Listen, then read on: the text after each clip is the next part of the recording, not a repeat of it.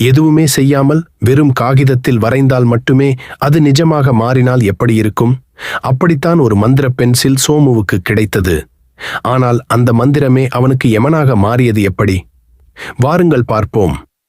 ஒரு ஊரில் சோமு என்ற ஒரு ஓவியன் இருந்தான். அவன் மிகவும் திறமையானவன், ஆனால் மிகவும் சோம்பேறி. கஷ்டப்பட்டு ஓவியம் வரைவதை விட ஏதாவது குறுக்கு வழியில் முன்னேற வேண்டும் என்று நினைப்பான். ஒரு நாள் காட்டில் ஒரு முதியவருக்கு உதவி செய்தபோது அவர் அவனுக்கு ஒரு மந்திர பென்சிலை பரிசாக அளித்தார். சோமு, இந்த பென்சிலால் நீ எதை வரைந்தாலும் அது நிஜமாக மாறும். ஆனால் நீ உன்னுடைய உழைப்பை செலுத்தினால் மட்டுமே அது உனக்கு நிலைக்கும் என்று கூறிச் சென்றார். சோமு உடனே ஒரு பெரிய தங்கக் காசை வரைந்தான். அது நிஜமான தங்கக் காசாக மாறியது. மகிழ்ச்சியில் துள்ளி அவன் அடுத்தடுத்து விலை உயர்ந்த உணவுகள், பட்டுத் துணிகள் என அனைத்தையும் வரைந்து சுகமாக வாழத் தொடங்கினான். ஊர் மக்கள் அனைவரும் அவன் திடீரென பணக்காரனானதைக் கண்டு வியந்தனர். ஒரு நாள் அந்த ஊர் அரசன் சோமுவிடம் வந்து, எங்கள் நாட்டு போர் வீரர்களுக்கு தேவையான 1000 வாள்களை ஒரே நாளில் வரைந்து கொடு, உனக்கு அமைச்சருக்கு இணையான பதவி தருகிறேன் என்றார். சோமு பேராசையில் உடனே சம்மதித்தான். பென்சிலை எடுத்து கடகடவென வாள்களை வரையத் தொடங்கினான். ஆனால் அவன் ஒரு போர் வீரனைப் போலவோ அல்லது ஒரு கொல்லனைப் போலவோ அந்த வாளின் வலிமையை பற்றி சிந்திக்காமல் சும்மா கோடுகளாக வரைந்தான்.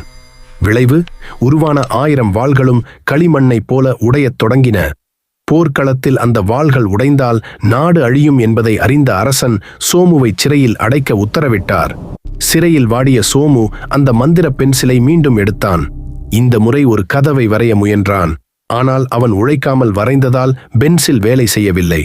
அப்போதுதான் முதியவர் சொன்ன உழைப்பு என்ற வார்த்தையின் அர்த்தம் அவனுக்கு புரிந்தது. மனம் வருந்தி தன் முழு திறமையையும் பயன்படுத்தி பல மணி நேரம் கஷ்டப்பட்டு ஒரு அழகான ஜன்னல் வரைந்தான். அவன் சிந்திய வியர்வையும் காட்டிய அக்கறையும் அந்த ஓவியத்திற்கு உயிர் கொடுத்தது. அந்த ஜன்னல் வழியாக அவன் தப்பித்து வெளியே வந்தான். அன்று முதல் குறுக்கு வழியை விட்டுவிட்டு தன் உழைப்பால் சிறந்த ஓவியனாக மாறினான். கதையின் நீதி: குறுக்கு வழியில் கிடைக்கும் வெற்றி நிலைக்காது. கடின உழைப்பால் மட்டுமே ஒருவன் உயர்ந்த இடத்தை தக்க வைத்துக் கொள்ள முடியும்.